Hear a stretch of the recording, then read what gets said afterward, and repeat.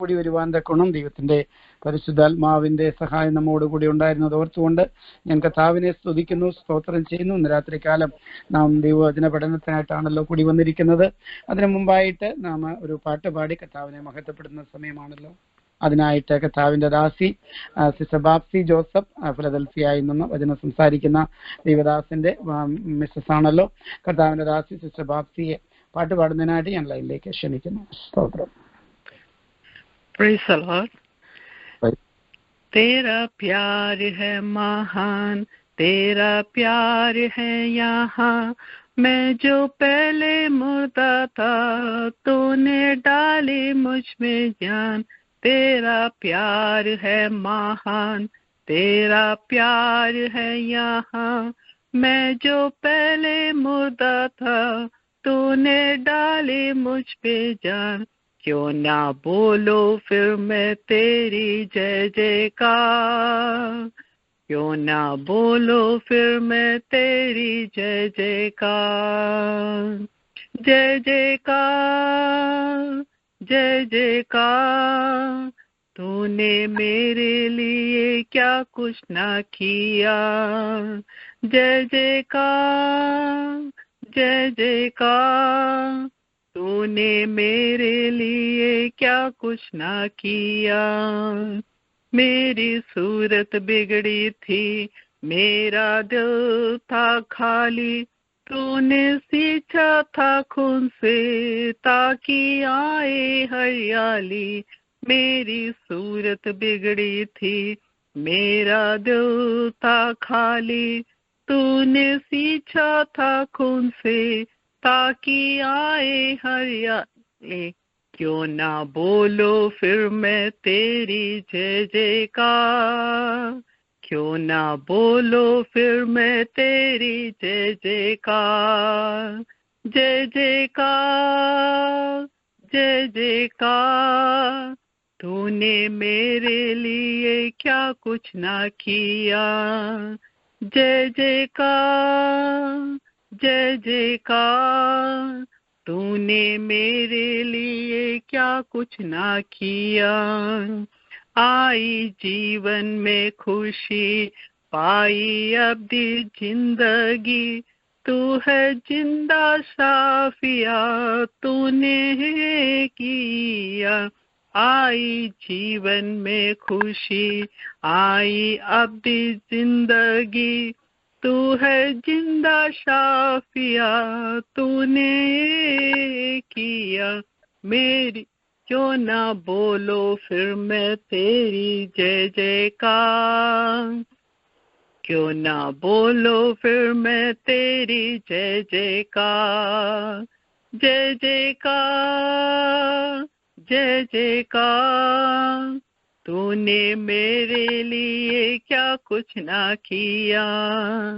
जय जयकार, जय जयकार, तूने मेरे लिए क्या कुछ ना किया.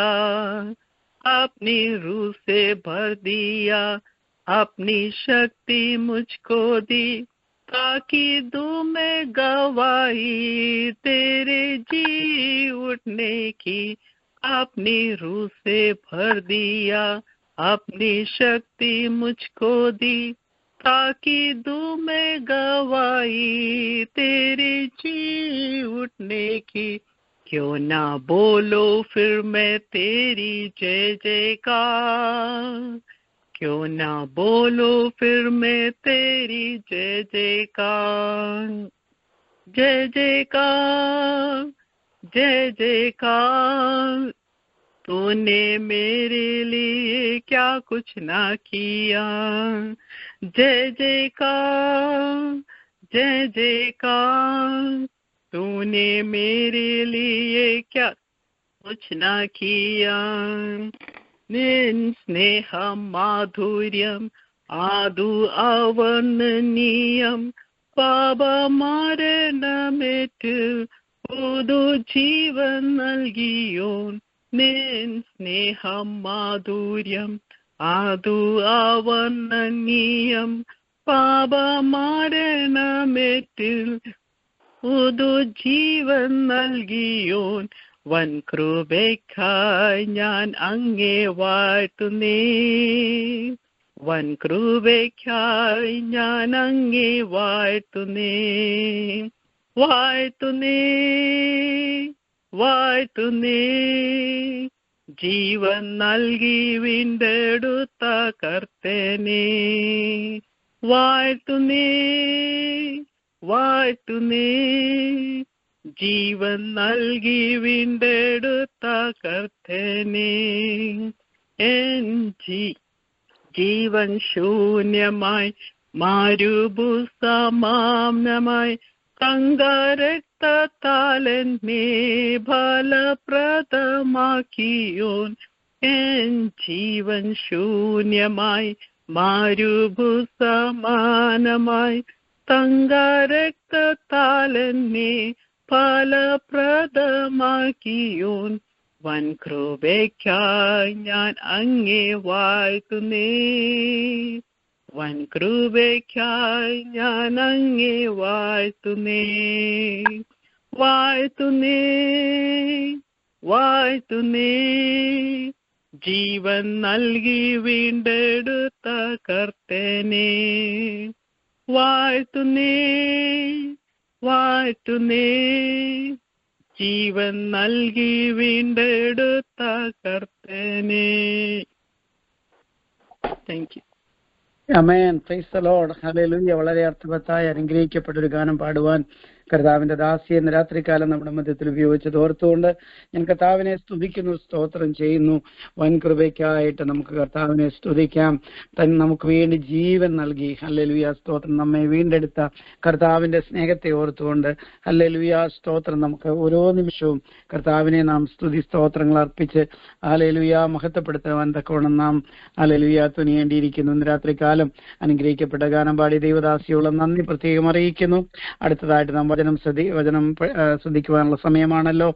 വചന പഠനത്തിനായിട്ട് ദൈവദാസനെ ഞാൻ ക്ഷണിക്കുന്നതിന് മുമ്പായി നമുക്ക് കർത്താവിന്റെ ദാസനെ ഓർത്തുകൊണ്ട് ശുശ്രൂഷയെ ഓർത്തുകൊണ്ട് ഇന്ന് രാത്രികാലം ലൈനിൽ കടന്നു വന്നിരിക്കുന്ന എല്ലാ ദൈവമക്കളെ ഓർത്തുകൊണ്ട് ഇതിനുശേഷം സൂമിൽ യൂട്യൂബിൽ കൂടിയൊക്കെയും ഈ വചനം വീണ്ടും ശ്രദ്ധിക്കുന്ന അനേകരായിരങ്ങൾ രക്ഷിക്കപ്പെടുവാൻ, അവർക്ക് അവരുടെ ജീവിതത്തിൽ വിടുതലുണ്ടാകുവാൻ, ആത്മീയ സന്തോഷമുണ്ടാകുവാൻ തക്കോണം കർത്താവ് കാരണമാക്കേണ്ടതിനായിട്ട് നമുക്ക് ദൈവസന്നിധിയിൽ ഇന്നത്തെ ശുശ്രൂഷയെ സമർപ്പിച്ചുകൊണ്ട് പ്രാർത്ഥിക്കാം. കർത്താവിന്റെ ദാസന്റെ കുടുംബത്തെ ഓർത്തുകൊണ്ടും കുഞ്ഞുങ്ങളെ പ്രത്യേകം ഓർത്തുകൊണ്ട് അവരെ ദൈവദാസിയെ ഓർത്തുകൊണ്ട് സിസ്റ്റർ ബാബ്സിയെ ഓർത്തുകൊണ്ട് ജെയ്സിയെ ഓർത്തുകൊണ്ട് രണ്ട് പെൺകുഞ്ഞുങ്ങളെയും ഓർത്തുകൊണ്ട് നമുക്ക് പ്രത്യേകം പ്രാർത്ഥിക്കാം. ദൈവമായ കർത്താവ് അവരെ അനുഗ്രഹിക്കട്ടെ.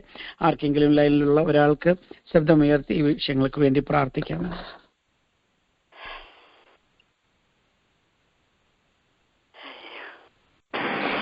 കരുണയുള്ള ദൈവമേ, സ്വർഗീയ പിതാവേ, അനുഗ്രഹിക്കപ്പെട്ട നല്ല രാത്രിക്കായി ഒരിക്കൽ കൂടെ നന്ദിയോടെ ദൈവത്തെ സ്തുതിക്കുന്ന സ്തോത്രം ചെയ്യുന്ന കർത്താവേ, ഒരു പ്രാവശ്യം കൂടെ പൊന്നുനാഥ അവിടുത്തെ തിരുമുഖത്തേക്ക് നോക്കുവാൻ തക്കോണം നാഥ നീ ഒരുക്കി തന്ന വലിയൊരു സമയത്തിന് ഭാഗ്യത്തിനും അങ്ങേ സ്തുതിക്കുന്ന മുഹൂർത്തപ്പെടുത്തുന്ന കർത്താവേ, അപ്പച്ചാ ഞങ്ങളുടെ പ്രയർ ലൈനായി സ്തോത്രം ചെയ്ത് പ്രാർത്ഥിക്കുന്നു. കർത്താവെ വിജയാന്റെ കുടുംബവും അനുഗ്രഹിക്കണമേ, കുഞ്ഞുങ്ങളെ അനുഗ്രഹിക്കണമേ, അമ്മച്ചിക്കായി സ്തോത്രം ചെയ്ത് പ്രാർത്ഥിക്കുന്നു. കർത്താവ് ബലപ്പെടുത്തുകയും ശക്തിയിരിക്കുകയും ചെയ്യുമാറാകണമേ എന്ന് പ്രാർത്ഥിക്കുന്നു. കർത്താവെ പട്ടുപാടിയതായ കർത്താവെ ആന്റി ഓർത്ത് പ്രാർത്ഥിക്കുന്നു. ബലപ്പെടുത്തണമേ, ശക്തിയിരിക്കണമേ, കുടുംബമായി മാനിക്കണമേ എന്ന് പ്രാർത്ഥിക്കുന്നു. കർത്താവെ ആന്റി ഞങ്ങളപ്പച്ച അവിടുത്തെ വചനത്തിന്റെ മുൻപാകെ ആയിരിക്കുന്നുവല്ലോ. കർത്താവെ വചനം സംസാരിക്കുന്ന ദേവദാസനെ കുടുംബമായി സമർപ്പിച്ച് പ്രാർത്ഥിക്കുന്നു. ശുശ്രൂഷകളൊക്കെ അനുഗ്രഹമായി തീരുവാൻ കർത്താവ് സഹായിക്കണമെന്ന് പ്രാർത്ഥിക്കുന്നു. അവിടുത്തെ വചനത്തിന്റെ വാതിലുകളെ തുറക്കണമേ, അവിടുത്തെ ആത്മാവ് ഞങ്ങളോട് ഇടപെടണമേ, സംസാരിക്കുമാറാകണമെന്ന് പ്രാർത്ഥിക്കുന്നു. ഇന്ന് രാത്രി കാലം ലൈനിൽ കടന്നു വന്ന എല്ലാ ദൈവമക്കളെയും കർത്താവ് കുടുംബമായി അനുഗ്രഹിക്കണമേ, സമൃദ്ധിയായി മാനിക്കണമേ എന്ന് പ്രാർത്ഥിക്കുന്നു. ഓരോരുത്തരുടെയും ഹൃദയങ്ങളിൽ നിലവിളി അറിയുന്ന ദൈവം ആവശ്യമായ എല്ലാം നമ്മൾ ഒരുക്കി മാനിക്കണമേ. പരിശുദ്ധാത്മാവിന്റെ നിറവിൽ ഞങ്ങളെ ഇരുത്തിക്കാട്ടപ്പ. മഹത്വം മാനം പിതാവ് തന്നെ എടുത്താട്ട് യേശു ക്രിസ്തുവിന്റെ ധന്യമുള്ള നാമത്തിൽ അടിയന്തായ്മയെ അയച്ചു പിതാവേ കണ്ണു തോന്നി കേട്ട് ഉത്തരമള്ളണം നല്ല കർത്താവേ. ആമേൻ. ആമേൻ. Praise the lord. ഹല്ലേലൂയ. പ്രാർത്ഥിച്ച കർത്താവിന്റെ ദാസിയോടുള്ള നന്ദി അറിയിക്കുന്നു. ദൈവമായ കർത്താവ് അനുഗ്രഹിക്കട്ടെ, കൃപയിൽ പരിപാലിച്ച കാത്ത് സൂക്ഷിക്കട്ടെ. രാത്രികാലം നമുക്ക് പ്രാർത്ഥനയോടുകൂടി ദൈവസന്നിധിയിലായിരിക്കാം. കർത്താവേ എന്നോട് സംസാരിക്കണമേ, ദൈവത്തിന്റെ പരിശുദ്ധാത്മാവ് എന്റെ ഹൃദയത്തോട് ഇടപെടണമേ എന്നുള്ള പ്രാർത്ഥനയോടുകൂടി നമുക്ക് ദൈവസന്നിധിയിലായിരിക്കാം. ഫിലിപ്പിയ ലേഖനത്തിൽ നിന്ന് കർത്താവിന്റെ ദാസൻ കഴിഞ്ഞ നാളുകളൊക്കെയും നമ്മെ തുടർച്ചയായി പഠിപ്പിച്ചുകൊണ്ടിരിക്കുന്നല്ലോ. 1-ാം അധ്യായത്തിന്റെ 14 മുതൽ 18 വരെയുള്ള വാക്യങ്ങളാണല്ലോ കഴിഞ്ഞ തവണ വായിച്ച് നാം ധ്യാനിച്ചത്. ഹല്ലേലൂയ, സ്തോത്രം. അതേ, യോബ് പറയുന്നത് പോലെ നിങ്ങളെല്ലാം വ്യസനിപ്പിക്കുന്ന ആശ്വാസകന്മാർ എന്ന് പറഞ്ഞുകൊണ്ട് എന്നുള്ളതായ കാര്യത്തിനുള്ള അതേ കാര്യങ്ങൾ താൻ വ്യക്തമാക്കത്തക്കവണ്ണം ഹല്ലേലൂയ, സ്തോത്രം വിശദമായിട്ട് 17-18 വാക്യങ്ങളിൽ ഹല്ലേലൂയ, സ്തോത്രം. അതേ, സുവിശേഷ വിരോധികൾ ഹല്ലേലൂയ, സ്തോത്രം, തന്നെ എതിർക്കുന്നതായ പ്രിയപ്പെട്ടവർ ഹല്ലേലൂയ, സ്തോത്രം, ഹല്ലേലൂയ, സ്തോത്രം, ക്രിസ്തു നിമിത്തം ഈ ബന്ധനത്തിലായിരിക്കുന്ന അവസ്ഥയെക്കുറിച്ചൊക്കെയും താൻ ഹല്ലേലൂയ, സ്തോത്രം നമ്മെ ഓർമ്മിപ്പിക്കുന്നു. ഹല്ലേലൂയ, സ്തോത്രം. എന്നാൽ അങ്ങനെ ബന്ധനത്തിലായിരിക്കുമ്പോൾ പോലും ധൈര്യം പൂണ്ട് ദൈവത്തിന്റെ വചനം ഭയം കൂടാതെ പ്രസ്താവിപ്പാൻ തക്കവണ്ണം ദൈവവൃത്തിനെ കർത്താവ് ഹല്ലേലൂയ ഉപയോഗിച്ചതായ വിധത്തെ ഓർത്തുകൊണ്ട് നമുക്ക് ദൈവത്തെ സ്തുതിക്കുവാൻ വകയുണ്ട്. ഹല്ലേലൂയ, നന്ദിയോടെ സ്തോത്രം. ഹല്ലേലൂയ, സ്തോത്രം. എന്റെ ബന്ധനങ്ങളിൽ എനിക്ക് ക്ലേശം വരുത്തുവാൻ ഭാവിച്ചുകൊണ്ട് നിർമ്മലതയോടെയല്ല ശാഠ്യത്താൽ അത്ര ക്രിസ്തുവിനെ പ്രസംഗിക്കുന്നത്. ഹല്ലേലൂയ, സ്തോത്രം. അതെ, അങ്ങനെയുള്ളതായ മനോഭാവം നമ്മൾ നോക്കിയും നീങ്ങി പോകട്ടെ. ഹല്ലേലൂയ, സ്തോത്രം. കർത്താവിന്റെ സ്നേഹത്താൽ നിറയപ്പെട്ടവരായി ദൈവവചനം സംസാരിപ്പാനും കേൾക്കുവാനും പഠിക്കുവാനും ഒക്കെ കർത്താവ് നമ്മെ സഹായിക്കട്ടെ. ഇന്ന് രാത്രികാലം വചന ശുശ്രൂഷയ്ക്കായിട്ട് കർത്താവിന്റെ ദാസൻ ഇവാഞ്ചലിസ്റ്റ് ജോസഫ് ആലപ്പറ്റത്തിൽ അതിലേക്ക് ക്ഷണിക്കുന്നു. ഹല്ലേലൂയ, സ്തോത്രം. ദൈവനാമം വാഴ്ത്തപ്പെടുമാറാകട്ടെ. ഇന്ന് കേൾക്കാൻ പറ്റൂല്ലേ? കേൾക്കാം. ഓക്കെ. നല്ല രാത്രിവേളയ്ക്കായി ദൈവത്തെ സ്തുതിക്കുന്നു, സ്തോത്രം ചെയ്ത് വീണ്ടും ദൈവവചനവുമായി ദൈവസന്നിധിയിലായിരിക്കാൻ വചനം ദൈവത്തെ പഠിപ്പാനൊക്കെ ദൈവം തരുന്ന നല്ല സവാശവും ദൈവത്തെ സ്തുതിക്കുന്നു. ഈ മീറ്റിംഗിന് നൽകുന്ന താൻദാസൻ സാക്ഷരിயான വിവരങ്ങളിൽ ഏൽപ്പിക്കുന്നു. ദൈവം ധാരാളമായി അനുഗ്രഹിക്കട്ടെ. പാട്ടുപാടി വെബ്സൈറ്റ് വിവരങ്ങളിൽ ഏൽപ്പിക്കുന്നു. പ്രാർത്ഥിച്ച പ്രിയ ദൈവദാസിയെ വിവരങ്ങളിൽ ഏൽപ്പിക്കുന്നു. ഈ ഒക്കുലമ പ്രയർ ലൈൻ അത് അനേകർക്ക് അനുഗ്രഹമാക്കി തീർത്തുകൊണ്ടിരിക്കുകയാണ്. ദൈവത്തിനെ സ്തുതിക്കുന്നു. അനേക വിഷയങ്ങളോർത്ത് പ്രാർത്ഥിപ്പാനും പ്രത്യേക ഈ പ്രാർത്ഥന ഏറ്റവും ആവശ്യമുള്ള ഒരു കാലഘട്ടത്തിൽ നമ്മളായിരിക്കുമ്പോൾ അനേക വിഷയങ്ങൾ ഏറ്റെടുത്ത് പ്രാർത്ഥിപ്പാനും അത് ആ വിഷയങ്ങൾക്കൊക്കെ വിടുതൽ കണത്തിൽ ഉണ്ടാക്കണം ദൈവം ഇടയാക്കിക്കൊണ്ടിരിക്കുന്നല്ലോ. പിന്നെയും ഈ പ്രയർ ലൈൻ മുഖാന്തരമായി അനുഗ്രഹം പ്രാപിപ്പാൻ തക്കണം ഇടയായി തീരട്ടെ. തുടർന്നും ശക്തമായ ലീഡർഷിപ്പ് കൊടുക്കാൻ ദൈവദാസനെയും കുടുംബത്തെയും ബിജിയെയും കുഞ്ഞുങ്ങളെയൊക്കെ ദൈവം സഹായിക്കുകയും അനുഗ്രഹിക്കുകയും ചെയ്യുമാറാകട്ടെ എന്ന് പറഞ്ഞുകൊണ്ട് ഞാൻ ഈ രാത്രി കാലത്തെ ദൈവ വചന പഠനത്തിലേക്ക് എന്റെ ശ്രദ്ധിച്ചിരിക്കുകയാണ്. ഇതുവരെ ഇത് 8ാമത്തെ പഠന ക്ലാസ്സാണ് നടക്കുന്നത്. കഴിഞ്ഞ ആഴ്ചയിൽ കഴിഞ്ഞ പ്രാവശ്യം നമ്മൾ ചിന്തിച്ചത് ഫിലിപ്പ് ലേഖനം 18 വരെയുള്ള വാക്യങ്ങളായിരുന്നല്ലോ. ഇന്ന് രാത്രികാലം അതിന്റെ 19 തുടങ്ങുന്ന വാക്യങ്ങളാണ് നമ്മൾ ചിന്തിപ്പാൻ ആഗ്രഹിക്കുന്നത്. ഫിലിപ്പ് ലേഖനം 1-ാം അധ്യായം 19 തൊട്ട് 24 വരെയുള്ള വാക്യങ്ങൾ ഞാനിവിടെ വായിക്കുന്നു. നിങ്ങളുടെ പ്രാർത്ഥനയാലും യേശുക്രിസ്തുവിന്റെ ആത്മാവിന്റെ സഹായത്താലും അതെനിക്ക് രക്ഷാകാരണമായി തീരും എന്ന് ഞാൻ അറിയുന്നു. അങ്ങനെ ഒന്നിലും ലജ്ജിച്ചു പോകാതെ പൂർണ്ണ ധൈര്യം കൊണ്ട് ക്രിസ്തു എന്റെ ശരീരത്തിൽ ജീവനാലാകട്ടെ മരണത്താലാകട്ടെ എപ്പോഴും എന്ന പോലെ ഇപ്പോഴും മഹിമപ്പെടുകയുള്ളൂ എന്ന് പ്രതീക്ഷിക്കുകയും പ്രത്യാശിക്കുകയും ചെയ്യുന്നു. എനിക്ക് ജീവിക്കുന്നത് ക്രിസ്തുവും മരിക്കുന്ന ലാഭവും ആകുന്നു. എന്നാൽ ജഡത്തിൽ ജീവിക്കുന്നതിനാൽ എന്റെ വേലയ്ക്ക് ഫലം വരുമെങ്കിൽ ഏത് തിരഞ്ഞെടുക്കേണ്ടുന്നു എന്ന് ഞാൻ അറിയുന്നില്ല. ഇവ രണ്ടിനാലും ഞാൻ ഞെരുങ്ങുന്നു. വിട്ടുപിരിഞ്ഞ് ക്രിസ്തുവിനോട് ഇരിപ്പാൻ എനിക്ക് കാംക്ഷയുണ്ട്, അത് അത്യുത്തമമല്ലോ. എന്നാൽ ഞാൻ ജഡത്തിലിരിക്കുന്ന നിങ്ങൾ നിമിത്തം ഏറെ ആവശ്യം എന്നാണ് അവിടെ നമ്മൾ വായിക്കുന്നത്. നമുക്കൊരു വാക്ക് പ്രാർത്ഥിച്ചിട്ട് ദൈവവചന പഠനത്തിലേക്ക് കടക്കാം. ഹല്ലേലൂയ. പരിശുദ്ധനായ ദൈവമേ, ഞങ്ങളുടെ സ്വർഗീയ പിതാവേ, നല്ല വൈകിയ വേളയ്ക്കായി അങ്ങ് സ്തുതിക്കുന്നു. അവിടുത്തെ പാതവഴി അടുത്തു വരുവാന് പാടി അങ്ങനെ സന്തോഷിപ്പാന് അനേകം ഇടിയിൽ നിന്ന് പ്രാർത്ഥിക്കാനൊക്കെ ഞങ്ങളെ സഹായിച്ചല്ലോ. ദൈവമേ, ഈ പ്രയർ ലൈൻ മോതിരം അനുഗ്രഹം പ്രാപിച്ചുകൊണ്ടിരിക്കാൻ അങ്ങ് സ്തുതിക്കുന്നു. അത്ര കാലം പിന്നെയും ദൈവ വചനവുമായി അങ്ങയുടെ സന്നിധിയിലായിരിക്കുമ്പോൾ ആ വചന സൂക്ഷിക്കുന്ന അടിയനോടുകൂടിയും കേൾക്കുന്ന എല്ലാ പ്രവൃത്തികൊണ്ടോട് സാന്നിധ്യം ഇരിക്കണമേ. അവിടുത്തെ വലിയ സാന്നിധ്യത്തിന്റെ മറുപടി ഞങ്ങളെ ഇവിടെ സൂക്ഷിക്കുമാറാണ്. ഈ അത്രക്കാലം അടിയങ്ങൾ ഉള്ളങ്ങളോട് ദൈവത്തിന്റെ ആത്മാവ് കൃത്യമായി സംസാരിച്ചുകൊണ്ടിരിക്കുമാറാണ്. ഈ വചനം ഞങ്ങൾക്ക് അനുഗ്രഹത്തിന് കാരണത്തിൽ ഞങ്ങളുടെ ഉള്ളിലെ ആത്മീയ മനുഷ്യനോട് ഉണർത്തപ്പെടുമെന്നൊക്കെ ഇടയാക്കി തീർക്കുമാറാണമേ. ഞങ്ങൾ ദൈവരാജ്യ പൗലൂസിനെ പോലെ ദൈവരാജ്യത്തിന് ഏതൊക്കെ വിധേനയും കൊള്ളാവുന്നവരായി പ്രയോജനപ്പെടുവാൻ അവിടെ ഞങ്ങളോട് സംസാരിക്കുകയും അതിനായി ഞങ്ങളെ ഒരുക്കുകയും അവിടുത്തെ നാമത്തിന് ഏറ്റവും പ്രയോജനത്തിൽ ഇടയാക്കുകയും ചെയ്യുമാറാണമേ. ഒറ്റുമായി തിരക്കരങ്ങളിൽ ഏൽപ്പിക്കുന്നു. അവിടെ ഞങ്ങളെ സഹായിക്കണം. യേശു ക്രിസ്തുവിൽ അപേക്ഷിക്കുന്നു, കേൾക്കണം സ്വർഗ്ഗപിതാവേ. ആമേൻ. സ്തോത്രം. നമ്മൾ അതിന്റെ വായിച്ച വേദഭാഗത്തില് ഫിലിപ്പിയർ 1:19-24 വരെയുള്ള വേദഭാഗങ്ങളിലാണ് വായിച്ചത്. 19ാമത്തെ വാക്യം, നിങ്ങളുടെ പ്രാർത്ഥനയാലും യേശു ക്രിസ്തുവിന്റെ ആത്മാവിന്റെ സഹായത്താലും അതെനിക്ക് രക്ഷാകാരണമായി തീരും എന്ന് ഞാൻ അറിയുന്നു. For I know that this will turn out for my deliverance through your prayer and the supply of the Spirit of Jesus Christ. തനിക്ക് നേരിടുവാനിരിക്കുന്ന വിചാരണയെ നോക്കിക്കൊണ്ട്, താനിപ്പോൾ റോമിൽ തടവറയിലാണല്ലോ, തനിക്ക് നേരിടുവാനിരിക്കുന്ന വിചാരണയെ നോക്കിക്കൊണ്ട് താൻ കുറ്റക്കാരനല്ലാത്തതിനാൽ ശിക്ഷിക്കപ്പെടുകയില്ലെന്നാണ് പൗലോസോട് പ്രത്യാശിക്കുന്നത്. എന്നാൽ എന്തു തന്നെ സംഭവിച്ചാലും തന്നിലൂടെ ദൈവനാമം മഹിമപ്പെടണം എന്നാണ് പൗലോസ് ആഗ്രഹിക്കുന്നതെന്ന് അടുത്ത വാക്യം നമുക്ക് മനസ്സിലാക്കാൻ സാധിക്കും. ഫിലിപ്പിയിലെ വിശ്വാസികള് പൗലോസിന് വേണ്ടി പ്രാർത്ഥിക്കുകയും യേശുക്രിസ്തുവിന്റെ അഥവാ പരിശുദ്ധാത്മാവ് തന്നെ നിരന്തരം സഹായിച്ചുകൊണ്ടിരിക്കുകയും ചെയ്തതിനാൽ എല്ലാം നന്മയ്ക്കായി തീരുമെന്നാണ് പൗലോസ് പ്രതീക്ഷിക്കുന്നത്. റോമക്കെഴുതിയ ലേഖനത്തില് പുസ്തകം പൗലോസിനെ എഴുതുന്ന ഒരു വാക്യമുണ്ട്, 8:28. എന്നാൽ ദൈവത്തെ സ്നേഹിക്കുന്നവർക്ക് നിർണയപ്രകാരം വിളിക്കപ്പെട്ടവർക്ക് തന്നെ സകല നന്മയ്ക്കായി കൂടി വ്യാപരിക്കുന്നു എന്ന് നാം അറിയുന്നു. അപ്പോഴ് താൻ സൂചിപ്പിച്ചതുപോലെ തന്നെ സകലവും നന്മയ്ക്കായി കൂടി വ്യാപരിക്കും എന്നാണ് പൗലോസിനോട് പ്രത്യാശിക്കുന്നത്. ലൂക്കോസ് സുവിശേഷം 12:11 വാക്യത്തിൽ ഇങ്ങനെ വായിക്കുന്നുണ്ട്, എന്നാൽ നിങ്ങളെ പള്ളികൾക്കും കോയ്മകൾക്കും അധികാരങ്ങൾക്കും മുമ്പിൽ കൊണ്ടുപോകുമ്പോൾ എങ്ങനെയോ എന്തോ പ്രതിവാദിക്കേണ്ടെന്ന് പറയേണ്ടോ ഇത് വിചാരപ്പെടേണ്ട, പറയേണ്ടത് പരിശുദ്ധാത്മാവ് ആ നാഴികയിൽ തന്നെ നിങ്ങളെ പഠിപ്പിക്കും. അപ്പൊ താൻ നേരിടാൻ പോകുന്ന വിചാരണയില് ദൈവം തനിക്ക് തുണയായി നിൽക്കുമെന്ന് പൗലോസിന് അറിയാം. ഇവിടെ 19 വാക്യത്തിലെ രക്ഷ എന്നോട് ഉദ്ദേശിക്കുന്നത് ആത്മരക്ഷയല്ല, മറിച്ച് തടവിൽ നിന്നുള്ള വിടുതലിനെ പറ്റിയാണ് പൗലോസ് ഉദ്ദേശിക്കുന്നത് മനസ്സിലാക്കാൻ സാധിക്കും. 1:20 കടന്നു വരുമ്പോൾ, അങ്ങനെ ഞാൻ ഒന്നിലും ലജ്ജിച്ചു പോകാതെ പൂർണ്ണ ധൈര്യം കൊണ്ട് ക്രിസ്തു എന്റെ ശരീരത്തെങ്കിൽ ജീവനാലാകട്ടെ മരണത്താലാകട്ടെ എപ്പോഴും എന്നപോലെ ഇപ്പോഴും മഹിമപ്പെടുകയുള്ളൂ എന്ന് പ്രതീക്ഷിക്കുകയും പ്രത്യാശിക്കുകയും ചെയ്യുന്നു. ഇത് വായിക്കുന്നു. പൗലോസ് ക്ഷണികമായ തന്റെ ചുറ്റുപാടുകളിലല്ല, സർവശക്തനായ ദൈവത്തിലും തന്നെ സൂക്ഷിക്കാൻ ശക്തീകരിക്കുന്ന പരിശുദ്ധാത്മാവിലാണ് ആശ്രയം വെച്ചിരിക്കുന്നത് നമുക്ക് കാണാൻ സാധിക്കും. അത് വളരെ ശ്രദ്ധേയമായ ഒരു കാര്യമാണ്. According to my earnest expectation and hope that in my nothing I shall be ashamed, but with all boldness as always, so now also Christ will be magnified in my body, whether by life or by death. അപ്പൊ 20 വാക്യത്തിൽ തന്റെ ജീവിതത്തിൽ താൻ ശിക്ഷിക്കപ്പെടുകയോ ജീവനോടിരിക്കുകയോ അല്ല കൊല്ലപ്പെടുകയോ എന്തു തന്നെ സംഭവിക്കട്ടെ, എന്തൊക്കെ സംഭവിച്ചാലും സുവിശേഷത്തിനെതിരായോ ക്രിസ്തുവിന്റെ നാമം മഹിമപ്പെടുന്ന വിരുദ്ധമായോ ആയ ഒന്നും തന്നെ തന്നിൽ നിന്നും ഉണ്ടാകില്ലെന്നാണ് പൗലോസോട് സൂചിപ്പിക്കുന്നത്. ഒന്നിനും ലജ്ജിച്ചു പോകാതെ എല്ലായ്പ്പോഴും യേശു ക്രിസ്തു നാമം മഹിമപ്പെടുകയുള്ളൂ എന്ന് പ്രതീക്ഷിക്കുകയും പ്രത്യാശിക്കുകയും ചെയ്യുന്നു. ഗെത്സമനിൽ യേശു ക്രിസ്തു ആയിരുന്നപ്പോൾ താൻ നേരിടുവാനിരിക്കുന്ന പാനപാത്രത്തെക്കുറിച്ച് കഴിയുമെങ്കിൽ ഈ പാനപാത്രം നീങ്ങിപ്പോകേണ്ടതിനായി അപേക്ഷിക്കുന്നുണ്ടെങ്കിലും അതിനോട് ചേർന്നതിനെ പ്രാർത്ഥിക്കുന്ന മറ്റൊരു കാര്യമുണ്ട്, പിതാവേ എന്റെ ഹിതമല്ല അങ്ങയുടെ ഹിതം നിറവേറണമെന്ന്. ഇതേ രീതിയിലുള്ള ഒരു പ്രതീക്ഷയും പ്രാർത്ഥനയുമാണ് ഇവിടെ പൗലോസിലുള്ളത്.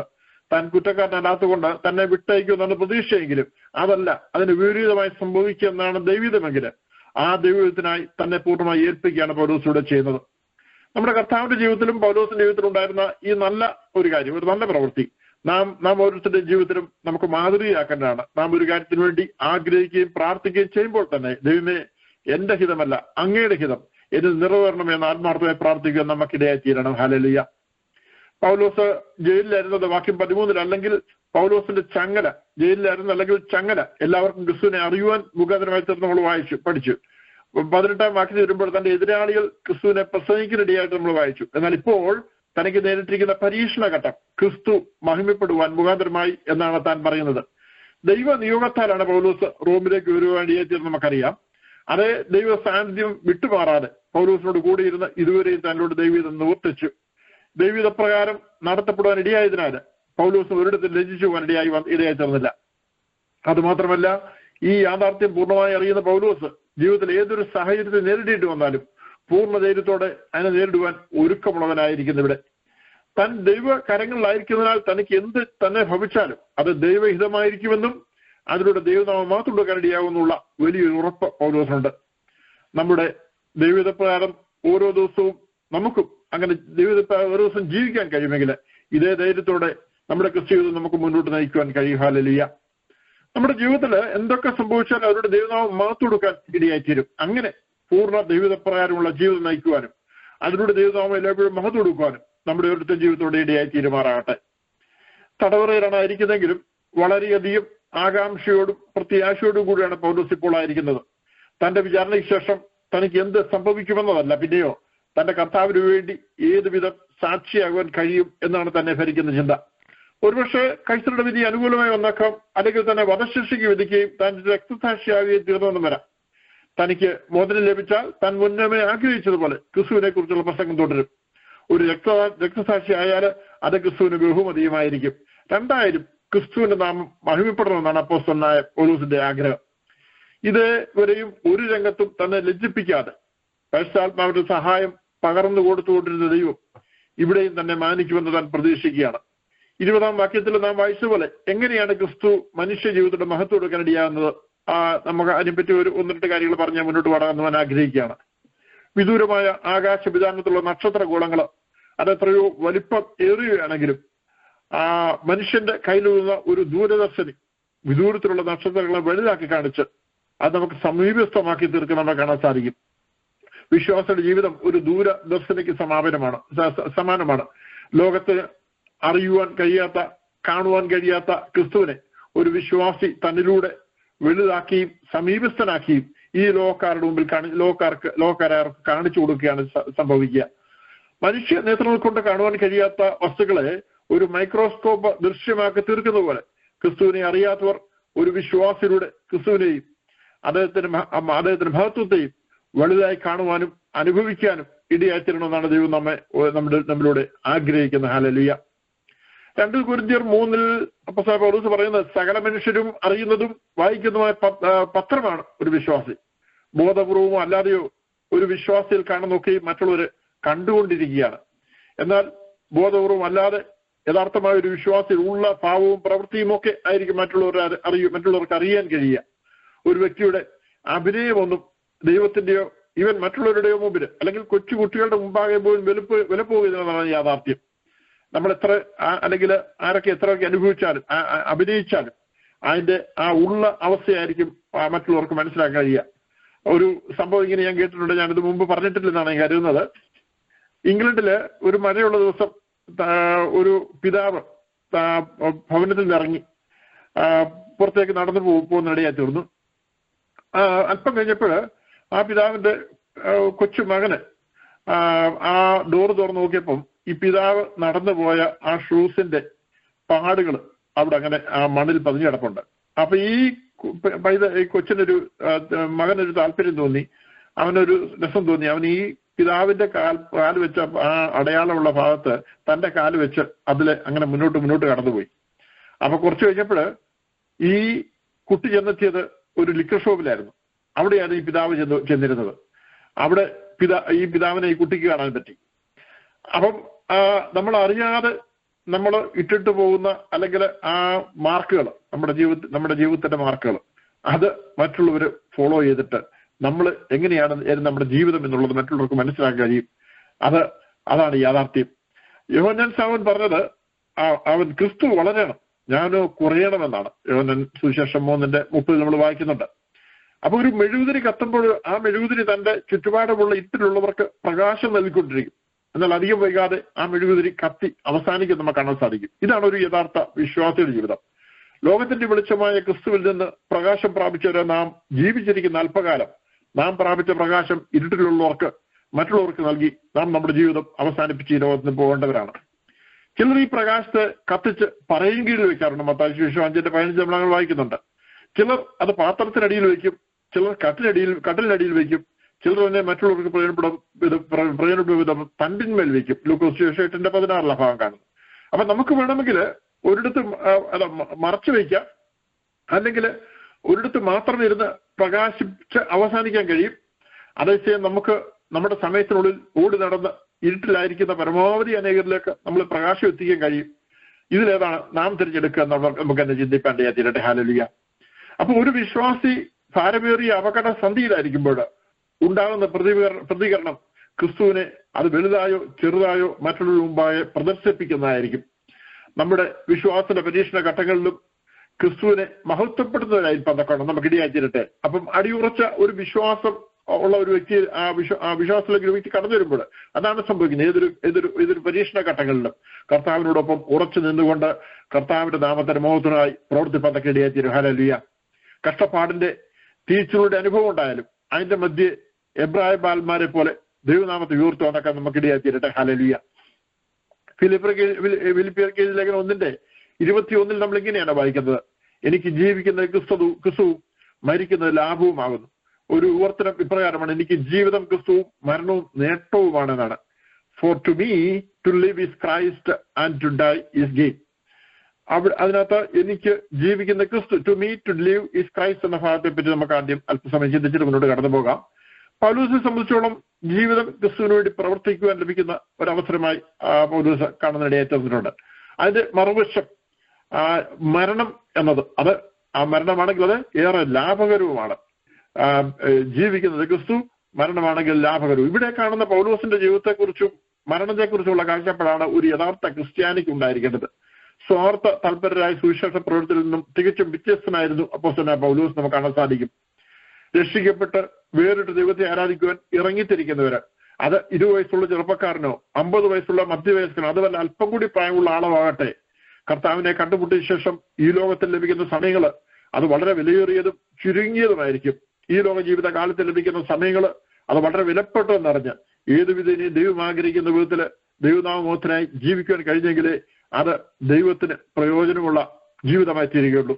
എന്നാൽ നിർഭാഗ്യവശാല് വിശ്വാസികളിടയിൽ ഈ ഒരു ദർശനം പ്രാപിച്ചത് വളരെ ചുരുക്കമാണ് എന്ന് നമുക്ക് കാണാൻ സാധിക്കും. വിശ്വാസികളെന്ന് അഭിമാനിക്കുന്ന വലിയൊരു കൂട്ടം ആളുകൾ, അത് നേതൃസ്ഥാനങ്ങളിൽ ഉൾപ്പെടെയുള്ളവര്, ചിലർ ഏത് വിധേനയും ധനം സമ്പാദിക്കണമെന്ന് ആഗ്രഹിക്കുന്നവരുണ്ട്. മറ്റു ചിലരുടെ സ്ഥാനമോഹങ്ങൾക്ക് പുറകെ പോകുന്നവരുണ്ട്. ഇനിയും വേറെ ചിലരുടെ ലോകത്തിലെ പേരിന്റെയും പ്രസിദ്ധിന്റെയും പുറകെ പോകുന്നവരുണ്ട്. ഇനിയും ചിലർ വിശ്വാസ ജീവിതത്തോടൊപ്പം ഈ ലോക ജീവിതവും ആസ്വദിക്കണമെന്ന് ആഗ്രഹിക്കുന്നവരുണ്ട്. മറ്റു ചിലർ വേർപെട്ട വിശ്വാസി ആചരിക്കേണ്ട ദൈവിക കർമ്മങ്ങൾ തള്ളിക്കളഞ്ഞ് സ്വന്തം ഹിതപ്രകാരം ജീവിക്കുന്നവര്, ഇപ്രകാരമുള്ള ധാരാളം പേര് നമുക്ക് നമ്മുടെ ചുറ്റുപാടും കാണാൻ സാധിക്കും. അത് ഈ ഇപ്പോഴത്തെ ഒരു കാലത്തെക്കുറിച്ച് മാത്രമല്ല ഞാൻ പറയുന്നത്. വിശുദ്ധ വേദപുസ്തകം പരിശോധിച്ചാൽ പഴയ നിയമ കാലഘട്ടത്തിലോ പുതിയ നിയമ കാലത്തിലോ മേൽപ്പറഞ്ഞ ദർശനം നഷ്ടപ്പെട്ട് ദൈവത്തിൽ നിന്ന് അന്യപ്പെട്ടു പോയ ധാരാളം പേര് നമുക്ക് കാണാൻ സാധിക്കും. അത് ഈ കാലത്ത് മാത്രമുള്ള ഒരു കാര്യമല്ല, എല്ലാ ബൈബിൾ യുഗങ്ങളിലും ഉണ്ടായിരുന്ന ഒരു അവസ്ഥയാണ്. കർത്താവിന്റെ ഇഷ്ടനായിരുന്ന യൂദായെ പറ്റി നമുക്കറിയാം. ധനത്തിന്റെ പുറകെ പോയി തന്നെ നശിപ്പിച്ച് കളയാനായിരുന്ന യൂദ. ഞാൻ ആ വിശദീകരണത്തിലൊന്നും കിടക്കുന്നില്ല.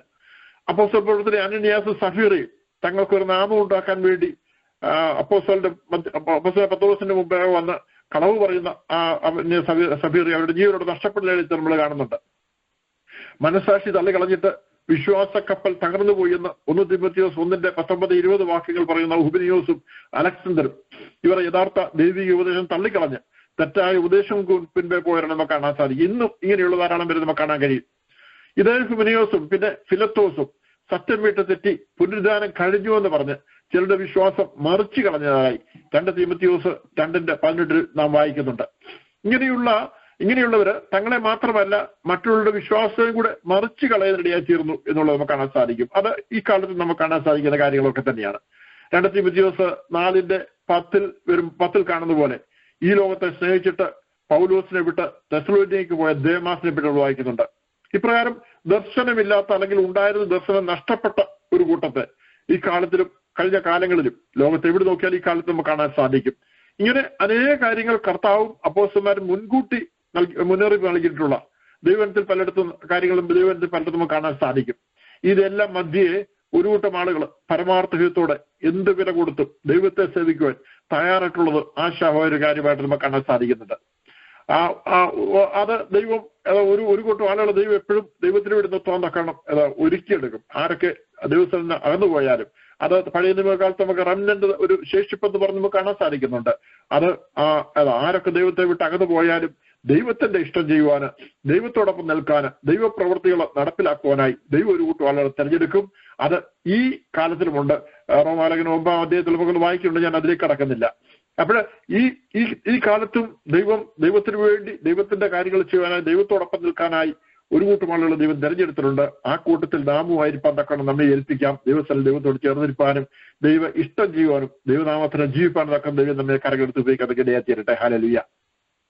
അപ്പം ഒരു കാലത്ത് യഹൂദ മതത്തിന് വേണ്ടി ക്രിസ്ത്യാനികളെ പീഡിപ്പിക്കുന്നതിനായിരുന്നു പൗലോസ്. താൻ കർത്താവിനെ കണ്ടുമുട്ടി കഴിഞ്ഞപ്പോൾ പറയുന്ന ഒരു കാര്യം വളരെ ശ്രദ്ധേയമാണ്. ഗലാത്യർക്ക് ലേഖനം 2:20 ഞാൻ ക്രിസ്തുവിനോട് ക്രൂശിക്കപ്പെട്ടിരിക്കുന്നു, ഇനി ജീവിക്കുന്ന ഞാനല്ല ക്രിസ്തു അത്ര എന്നെ ജീവിക്കുന്നു.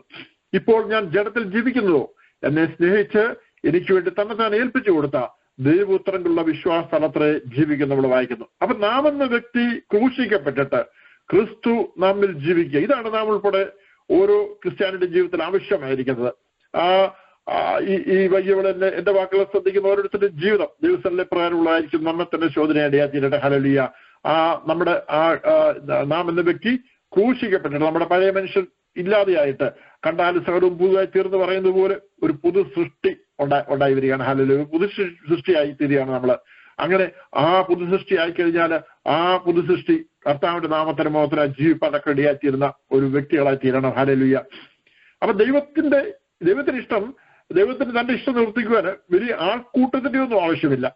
എക്കാലത്തും ദൈവപ്രവൃത്തി നടന്നിട്ടുള്ളത് ന്യൂനപക്ഷത്തിലൂടെ, പലപ്പോഴും ഒരു വ്യക്തിയിലൂടെ ദൈവപ്രവൃത്തികളെ കാണാൻ സാധിക്കുക. അപ്പൊ നമുക്കറിയാം, മോശ എന്ന് പറഞ്ഞ ഒരു വ്യക്തിയിലൂടെ ദൈവത്തിന്റെ പ്രവൃത്തി വെളിപ്പെട്ടു വന്നു. അബ്രഹാം എന്ന് പറയുന്ന ഒരു വ്യക്തിയിലൂടെ ദൈവത്തിന്റെ പ്രവൃത്തി വെളിപ്പെട്ടു വന്നു. അപ്പോസ്തലനായ പൗലോസിലൂടെ ഒരു വ്യക്തി എന്ന നിലയിൽ ദൈവത്തിന്റെ പ്രവൃത്തി വെളിപ്പെട്ടു. അപ്പോഴേ നമ്മൾ ചുറ്റുപാട് നോക്കിയിട്ട് എന്റെ കൂടെ നിൽപ്പാൻ അധികം പേരില്ലല്ലോ, എനിക്ക് എങ്ങനെ ഓരോ കാര്യങ്ങൾ ചെയ്യാൻ കഴിയും, അല്ലെങ്കിൽ എങ്ങനെയാണ് ഈ കാര്യങ്ങൾ ഞാൻ ഒറ്റയ്ക്ക് ചെയ്യുന്നത് എന്നൊക്കെ നമ്മൾ ചിന്തിക്കാറുണ്ട്. എന്നാൽ ദൈവത്തിന് വലിയ ആൾക്കൂട്ടമോ അല്ലെങ്കിൽ അധികം ആളുകളുടെ ഒന്നും ആവശ്യമില്ല. ഒരാള് തനിയെ നിന്നിട്ട്, അതാണ് നമ്മൾ എസെക്കിയേൽ പുരാണത്തിൽ വായിക്കുന്നത്, ഇടിവിൽ നിൽക്കാൻ ഒരാളെ ഞാൻ നോക്കിയെന്നാണ് വായിക്കുന്നത്. ഹല്ലേലൂയ. അപ്പോഴ് ആ ദൈവത്തിന് വേണ്ടി നിൽക്കുവാൻ ഒരാൾ തയ്യാറായാല്, ദൈവം ആ വ്യക്തിയോട് നിന്നാൽ അത് ഈ ലോകത്തിലെ സകല ശക്തികളെക്കാളും വലിയ വലിയ ശക്തിയാണെന്നുള്ള കാര്യം നാം മറന്നു പോകരുത്. അതുകൊണ്ട് നമ്മൾ ഒറ്റയ്ക്കാണെന്ന് കണ്ടാലും ഹല്ലേലൂയ, ദൈവത്തോട് ചേർന്നിരുന്നുകൊണ്ട് ദൈവനാമത്തിന് വേണ്ടി നിൽപ്പാൻ കഴിഞ്ഞാൽ നമ്മളിലൂടെ ദൈവത്തിന് വലിയ പ്രവൃത്തികൾ ചെയ്യാൻ കഴിയും. അതാണ് അപ്പോസ്തലനായ പൗലോസിന്റെ ജീവിതത്തിൽ കാണാൻ സാധിക്കുന്നത്. അങ്ങനെ ഇക്കാലത്തിന് ദൈവത്തിന് പ്രവർത്തിക്കാൻ കഴിയും, അല്ലെങ്കിൽ ഇക്കാലത്തിന് ദൈവത്തിന് അങ്ങനെയുള്ളവരെ ആവശ്യമുണ്ട്. അവരുടെ ദിവസങ്ങളിൽ നമ്മൾ തനിയാണെങ്കിലും ആയിരിക്കും സ്ഥാനത്ത് ദൈവനാമത്തിലൂടെ നിൽപ്പാനും ദൈവത്തിന്റെ ഇഷ്ടം പ്രവർത്തിപ്പാനും ദൈവത്തിന്റെ കരങ്ങളിൽ ഇണങ്ങിയ ആയുധങ്ങളായിരിക്കാനും ഇതൊക്കെ വേണം നമ്മെ തന്നെ ഏൽപ്പിച്ചു കൊടുക്കാം. അവിടെ ദൈവത്തിന് നമുക്ക് വേണ്ടി നമ്മുടെ കൂട്ടിരുന്ന് ദൈവത്തിന്റെ ഇഷ്ടം പ്രവർത്തിപ്പാനും അനേക വൻകാര്യങ്ങൾ ചെയ്യേണ്ടതായി തീരും. അതിനെ നമ്മെ തന്നെ വിവരങ്ങൾ എത്തിക്കുക. ഹല്ലേലൂയ. അപ്പോഴ് പൗലോസിനെ സംബന്ധിച്ചോളം തന്റെ ജീവിതത്തില് പ്രചോദനം, ശക്തിയും പ്രതിഫലവുമായി ക്രിസ്തുവിനെ കാണാൻ ഇടയായിത്തീരുന്നു. തന്റെ ലക്ഷ്യം തന്റെ ജീവിതത്തിലൂടെ ദൈവനാമം മഹത്വം കൊടുക്കണം, ക്രിസ്തുവിന്റെ നാമം ഉയർത്തപ്പെടണം എന്നുള്ളത് മാത്രമായിരുന്നു. ക്രിസ്തുവുമായി എല്ലായ്പ്പോഴും സംസർഗത്തിൽ ഏർപ്പെടുന്നതും രാജാവും കർത്താവുമായ തന്റെ രക്ഷകനെ സേവിക്കുന്നതും സംതൃപ്തി അടയുന്നതും ആ ക്രിസ്തുവിനെ പ്രത്യാശിക്കുന്നതുമാണ് പൗലോസ് സംബന്ധിച്ചോളം ജീവിക്കുക എന്ന് പറയുന്നത്. ക്രിസ്തുവില്ലാതെ ഒരു ജീവിതമില്ല. ഹല്ലേലൂയ. പൗലോസിന്റെ അനുദിന ജീവിതത്തിലെ സകല അനുഭവങ്ങളും ക്രിസ്തുവിന്റെ വ്യക്തി മഹാത്മ്യത്തിന്റെയും ശക്തിയുടെയും പ്രദർശനം എന്നെ കാണാൻ സാധിക്കും. അത് തന്നെയായിരിക്കട്ടെ നമ്മുടെയും നമുക്ക് ജീവിതം നമുക്ക് അറിയാൻ സാധിക്കുന്നത്. ക്രിസ്തു ആയിരിക്കട്ടെ നമുക്ക് എല്ലാം ആയിരിക്കുന്ന ആ ക്രിസ്തുവിനോട് ചേർന്നിരിപ്പം നമുക്ക് ഇടയാത്തിരട്ടെ. ഹല്ലേലൂയ. ആ ക്രിസ്തുവുമായി ഒരു നല്ല അടുത്ത സംസർഗം ഉണ്ടാവാൻ നമുക്ക് ഇടയാത്തിരട്ടെ. ആ നല്ല കർത്താവിനെ സേവിക്കുവാന്, അതിൽ സംതൃപ്തി കണ്ടെത്തുവാന്, അതിന് ആ കർത്താവിനായി പ്രത്യാശിക്കുവാൻ, ആ കർത്താവിനായി കാത്തിരിപ്പാന്, ആ കർത്താവിന്റെ നാമത്തിനെ ജീവിപ്പാന് നമുക്ക് ഇടയാത്തിരട്ടെ. അതാണ് ദൈവം നമ്മെ പറ്റി ആഗ്രഹിക്കുന്നത്. ഹല്ലേലൂയ. എഫ് ബി മേയർ ഇപ്രകാരം ഒരിക്കൽ പറഞ്ഞിടയായിത്തീർന്നു, ജീവിതം ഒരു കച്ചവടക്കാരന് ധനവും, ഒരടിമയ്ക്ക് അധ്വാനവും കഷ്ടതയും, ഒരു തത്വജ്ഞാനിക്ക് വിജ്ഞാനവും, ഒരു പടയാളിക്ക് കീർത്തിയും, ഒരു ചക്രവർത്തിക്ക് സാമ്രാജ്യമാണ്. ഒരിക്കലും വായിക്കാം, അത് പറയാം. ജീവിതം ഒരു കച്ചവടക്കാരന് ധനവും, ഒരടിമയ്ക്ക് അധ്വാനവും കഷ്ടതയും, ഒരു തത്വജ്ഞാനിക്ക് വിജ്ഞാനവും, ഒരു പടയാളിക്ക് കീർത്തിയും, ഒരു ചക്രവർത്തിക്ക് സാമ്രാജ്യമാകുന്നു. എന്നാൽ ഒരു ക്രിസ്ത്യാനിയെ സംബന്ധിച്ചോളം താൻ ജീവിതം എന്ന് പറയുന്നത് ക്രിസ്തുവാണ്. ഹല്ലേലൂയ. ഇവിടെ പൗലോസിന് ജീവിതം എന്ന് പറയുന്നത് ക്രിസ്തുവാണ്. ഹല്ലേലൂയ. ഈ സ്വർഗീയ ദർശനം പ്രാപിക്കാത്തവരെ സംബന്ധിച്ചോളം ഞാൻ മുമ്പ് സൂചിപ്പിച്ചതുപോലെ ജീവിതം എന്നത് ധനസമ്പാദനമോ ജോലിയോ കുടുംബമോ സുഖലോലുപതയോ സ്ഥാനമാനങ്ങളോ പ്രസിദ്ധിയോ അങ്ങനെയൊക്കെ പലതുമായിരിക്കാം. എന്നാൽ ഈ ഒരു യഥാർത്ഥ ക്രിസ്തു ഭക്തനെ സംബന്ധിച്ചിടത്തോളം ജീവിതം എന്നത് ഓരോ നിമിഷവും ക്രിസ്തുവിന് വേണ്ടി പ്രവർത്തിക്കാൻ ലഭിക്കുന്ന വിലയേറിയ അവസരങ്ങളായിരിക്കും എന്നുള്ളതാണ് യാഥാർത്ഥ്യം. ഹല്ലേലൂയ. അതിനൊരു ആരംഭവും ലക്ഷ്യവും പ്രവൃത്തിയും അവസാനവുമുണ്ട്. അത് കർത്താവിനാൽ ആരംഭിക്കുന്നതും കർത്താവിനാൽ നടത്തപ്പെടുന്നതും കർത്താവിനാൽ അവസാനിക്കുന്നതുമായിരിക്കും. ഹല്ലേലൂയ. ദൈവത്തിന്റെ നാമത്തിന് വേണ്ടി ദൈവം വിളിച്ച് വേർതിരിക്കുന്ന പ്രവൃത്തിയൊക്കെയും അത് കർത്താവിനാലാണ് ആരംഭിക്കുന്നത്, അത് കർത്താവിനാലാണ് നടത്തപ്പെടുന്നത്, അത് അവസാനത്തോടും അങ്ങനെ തന്നെയായിരിക്കും കർത്താവിനാൽ അവസാനിക്കുന്നതിനിടയായിത്തീരും. ഹല്ലേലൂയ. ഫിലിപ്പിയർ 1:21 എനിക്ക് ജീവിക്കുന്ന ക്രിസ്തുവും മരിക്കുന്ന ലാഭവുമാകുന്നു എന്നാണ് ഞാൻ വായിച്ചത്. ഇവിടെ അതിന്റെ രണ്ടാമത്തെ മരണം ലാഭം അഥവാ നേട്ടം, ടു ഡൈ ഈസ് ഗെയിൻ എന്ന ഭാഗത്തെ പറ്റിയാണ് ഈ ഭാഗത്ത് ചിന്തിക്കാൻ ആഗ്രഹിക്കുന്നത്. ഇവിടെ പൗലോസ് പറയുന്നത് മരണം ലാഭമാണ് അഥവാ നേട്ടമാണെന്നാണ്. മരണം ക്രിസ്തുവിന്റെ സാന്നിധ്യത്തിലേക്കുള്ള ഒരു വാതിലാണ്. ആ വാതിലൂടെ കർത്താവിന്റെ അടുത്തേക്ക് പോവുകയാണ്. ഈ ലോക അധ്വാനത്തിൽ നിന്നുള്ള ഒരു വിശ്രമമാണ് മരണം. മരിക്കുക എന്ന കാര്യമല്ല, മരിക്കുന്നതിന്റെ ഫലമാണ് പൗലോസിനോട് പറയുന്നത്. മരിക്കുമ്പോൾ ആത്മാവും ദേഹിയും ശരീരം വിട്ടുപോകുന്നുവെങ്കിലും ക്രിസ്തുവോടുള്ള ബന്ധത്തിൽ ഒരു വ്യത്യാസം വരുന്നില്ല. മരണത്താൽ അസ്തിത്വം ഇല്ലാതാകുകയോ സമ്പൂർണ്ണ നാശം സംഭവിക്കുകയോ ചെയ്യുന്നില്ല ഒരു വ്യക്തിക്ക്. ശരീരം മണ്ണോട് മണ്ണായി തീർന്ന കാലം ഉയർപ്പിന്ന നാളിൽ മരണസമയത്ത് ശരീരം വിട്ടുപോയ ആ ആത്മാവുദ്ദേഹിയും ശരീരം ഒന്നായി ചേർന്നിട്ട് തേജസ്കരിക്കപ്പെട്ട ശരീരത്തിന് ആത്മീയ മനുഷ്യൻ പുതുശരീരം പ്രാപിക്കുകയായിട്ട് നമുക്ക് അറിയാൻ സാധിക്കും. ഹല്ലേലൂയ. ഇന്നും വിശ്വാസികൾ മരണത്തെ കാണുന്ന വ്യത്യസ്തമായ നിലകളിലാണ് നമുക്കറിയാം. ചിലർ പൗലോസ് ഇവിടെ സൂചിപ്പിച്ചതുപോലെ മരണത്തെ നേട്ടമായും ലാഭമായി കാണുമ്പോൾ മരണത്തെക്കുറിച്ച് ദൈവവചനം പറഞ്ഞിട്ടുള്ള കാര്യങ്ങൾ അതിന്റെ ഉള്ള അർത്ഥത്തിൽ ഗ്രഹിക്കുവാൻ കഴിയാതെ ഇരിക്കുന്നവര് മരണത്തെ ഒരു തീരാ നഷ്ടമായി കരുതുന്നവരുണ്ട്. മരണത്തെ ഭയപ്പെടുത്തുന്ന ഒരു കാര്യമായി കരുതുന്നവരുണ്ട്. ഒരിക്കലും മരിക്കുവാൻ ആഗ്രഹമില്ലാത്തവരും ധാരാളമുണ്ട്. ഹല്ലേലൂയ. സ്വയമായി മേൽപ്പറഞ്ഞ രീതിയിൽ മരണത്തെ കാണുന്നവരും സ്വന്തം ജീവിതത്തോടെ ബന്ധത്തില് അല്ലെങ്കിൽ സ്വന്തപ്പെട്ടിട്ടുണ്ട് ബന്ധുമിത്രാദിന്റെ മരണത്തെ മേൽപ്പറഞ്ഞ രീതിയിൽ നോക്കുകയാണെന്നവരും ധാരാളമുണ്ട്. ക്രിസ്തുവിൽ മരിക്കുന്ന ഒരു വിശ്വാസിയുടെ പ്രത്യേകതകൾ ദൈവത്തിൽ പറഞ്ഞിരിക്കും, നമുക്ക് ശ്രദ്ധിക്കാം. വളരെ അർത്ഥവത്തായ കാര്യങ്ങളാണ്. യെശയ്യാ പ്രവചനം 57:2 ഇങ്ങനെ വായിക്കുന്നു, സമാധാനത്തിലേക്ക് പ്രവേശിച്ചു എന്ന. ഹല്ലേലൂയ. സമാധാനമില്ല ലോകത്തിൽ നിന്നും സമാധാനമുള്ള അവസ്ഥയിലേക്ക് മരണത്തോട് പ്രവേശിക്കുകയാണ് ഒരു ദൈവഭക്തൻ ചെയ്യുന്ന. ഹല്ലേലൂയ. മർക്കോസിന്റെ സുവിശേഷം 5:39 നിദ്രയിലേക്ക് പ്രവേശിച്ചു നമ്മൾ വായിക്കുന്നു. നിദ്ര മരണത്തിന്റെ താൽക്കാലിക അവസ്ഥയെ കാണിക്കുന്നു. അപ്പം ഒരു നിത്യമായ ഒരു ജീവൻ അതിനപ്പുറത്തുള്ളതാണ് അതിനെപ്പറ്റി സൂചിപ്പിക്കുന്നുണ്ട്. ആത്മാവിനെ കർത്താവ് കയ്യേൽക്കുന്നു അപ്പോസ്തല പ്രവർത്തനം 7:59 നമ്മൾ വായിക്കുന്നു. അതിനുശേഷം ആ സങ്കീർത്തനം 116:15 തന്റെ ഭക്തന്മാരുടെ മരണം യഹോവയ്ക്ക് വിലയേറിയതാവുന്നു. അത് ആ ആത്മാവിനെ കർത്താവ് കയ്യേൽക്കുമെന്ന് പറയുമ്പോൾ ആ തന്റെ ഭക്തന്മാരുടെ മരണം വിലയേറിയെന്ന് പറയുമ്പോൾ അത് തമ്മിൽ നമുക്ക് ചേർത്ത് പഠിക്കാൻ പറ്റും. ഹല്ലേലൂയ. അപ്പം അത് എല്ലാവരുടെയും മരണത്തിനല്ല, തന്റെ ഭക്തന്മാരുടെ മരണമാണ് യഹോവയ്ക്ക് വിലയേറുന്നത്. എല്ലാവരുടെയും ആത്മാവിനെയല്ല കർത്താവ് കയ്യേൽക്കുന്നത്, തന്റെ പ്രിയരുടെ തന്റെ ഭക്തന്റെ ആ ആത്മാവിനെയാണ് കർത്താവ് കയ്യേൽക്കുന്നത്. ഹല്ലേലൂയ. ഫിലിപ്പിയർ 1:21 നമ്മൾ വായിച്ചുവല്ല, മരിക്കുന്നത് ലാഭമാണ് എന്ന് പറയുന്നു. ഹല്ലേലൂയ. അതിന്റെ 1:23 നമ്മൾ വായിച്ചത് വിട്ടുപിരിയുന്നത് 23 കടന്നൊരു അങ്ങനെയാണ്, വിട്ടുപിരിയുന്നത് അത്യുത്തമം വായിക്കുന്നു. അപ്പൊ മരണത്തിൽ ദുഃഖിക്കേണ്ട ആവശ്യമില്ലെന്ന് 1 തെസ്സലോനിക്കർ 4:13 വായിക്കുന്നുണ്ട്. മരണത്തിലൂടെ ലഭിക്കുന്നത് ഈ ലോക ജീവിതത്തെക്കാൾ വളരെ ഉന്നതവും ശ്രേഷ്ഠവും നിത്യവുമായ അവസ്ഥയിലേക്കാണ്. അതുകൊണ്ട് ദുഃഖിക്കേണ്ട ആവശ്യമില്ല. ഹല്ലേലൂയ. മരണത്തിലൂടെ വിശ്രമത്തിലേക്കാണ് കിടക്കുന്നത്. വെളിപ്പാട് പുസ്തകം 14:13 ദാനിയേൽ 12:13 നമ്മൾ വായിക്കുന്നുണ്ട്. മരണത്തിന് ശേഷം കാലാവസാനത്തേക്ക് തങ്ങളുടെ ഓഹരി പ്രാപിപ്പാൻ എഴുന്നേറ്റ് വരുമെന്ന് ദാനിയേൽ പ്രവചനം 12:13 വായിക്കുന്നു. ഹല്ലേലൂയ. അപ്പം നീതിമാന് മരണത്തിലും പ്രത്യാശയുണ്ടെന്ന് സദൃശവാക്യങ്ങൾ 13:32. അപ്പം നീതിമാന്റെ പ്രത്യാശ ലോകക്കാരുടെ പ്രത്യാശ അവസാനിക്കുകയായിരിക്കാം പലപ്പോഴും മരണം കൊണ്ട് സംഭവിക്കുന്നത്. നീതിമാനെ സംബന്ധിച്ച് ആ മരണത്തിലും പ്രത്യാശ ഉണ്ട് നമ്മൾ വായിക്കുന്നത്. മരിച്ചവർ ദൈവപുത്രന്റെ ശബ്ദം കേട്ട് നിത്യജീവനിലേക്ക് പുനരുദ്ധാനം ചെയ്യുന്നത് യോഹന്നാൻ സുവിശേഷം 5:25-29 വാക്യങ്ങളാണ് വായിക്കുന്നത്. അവർ 1 കൊരിന്ത്യർ ലേഖനം 15:12-22 വാക്യങ്ങൾ അതേ ആശയം നമ്മളെ കാണുന്നുണ്ട്. മരിച്ചവർ ഇനി ഒരിക്കലും മരിക്കുകയില്ലെന്ന് വെളിപ്പാട് പുസ്തകം 20:6-21-5 എന്നീ വാക്യങ്ങൾ വായിക്കുന്നു. ഒന്നാമത്തെ പുനരുദ്ധാനത്തിൽ പുനരുദ്ധാനത്തിൽ പങ്കുള്ളവർ ഭാഗ്യവാനും വിശുദ്ധരുമാകുന്നു.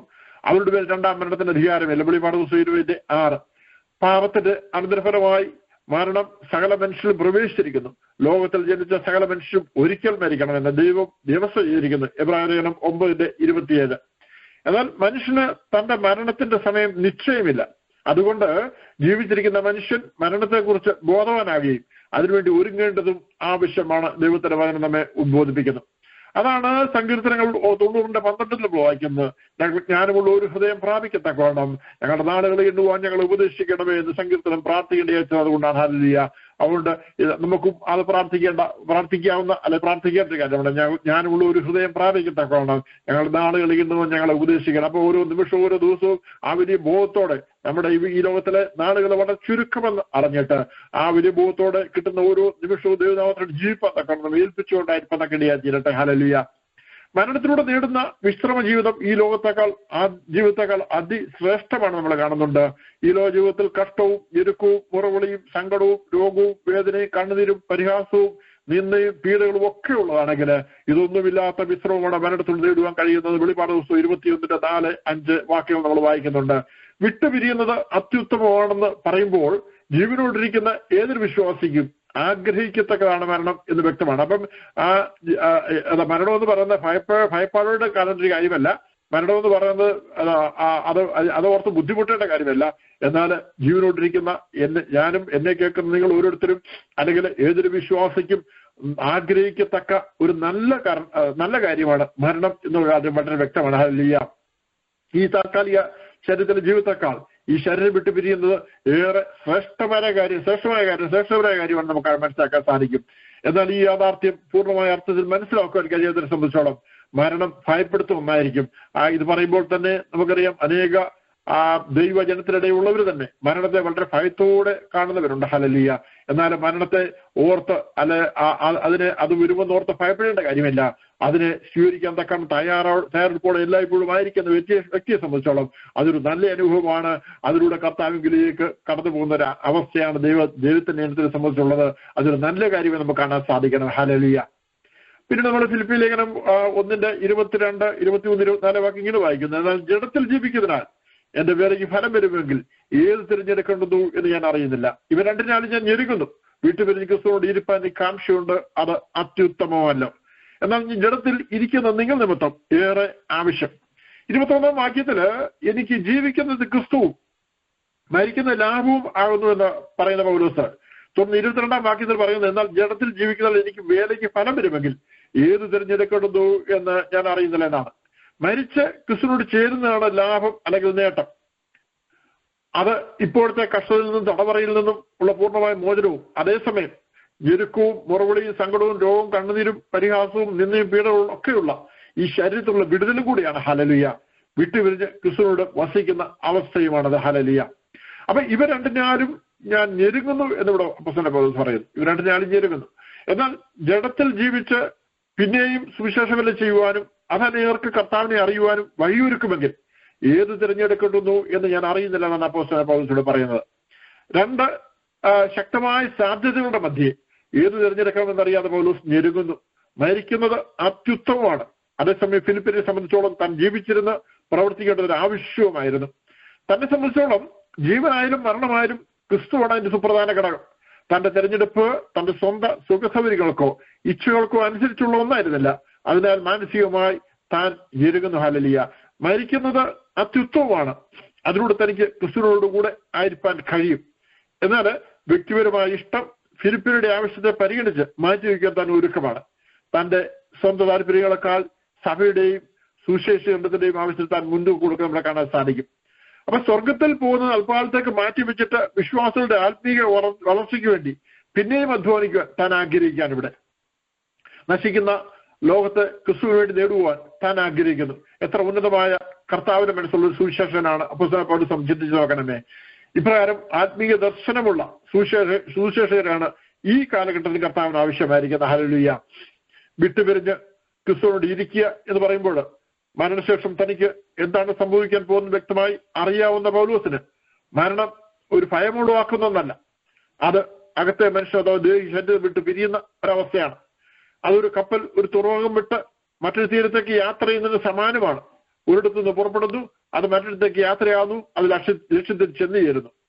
വിശുദ്ധ വേദപുസ്തകത്തിന്റെ അടിസ്ഥാനത്തില് ഈ ലോകം വിട്ടാൽ മറുകരയില് ഈ ലോകത്തെക്കാൾ വളരെ ശ്രേഷ്ഠകരമായ അതേസമയം വ്യത്യസ്തമായ മറ്റൊരു ശുഭ തുറമുഖത്ത് എത്തിച്ചേരുന്ന ഒരു വലിയ പ്രത്യാശയാണ് വിശുദ്ധന്മാർക്കുള്ളത്.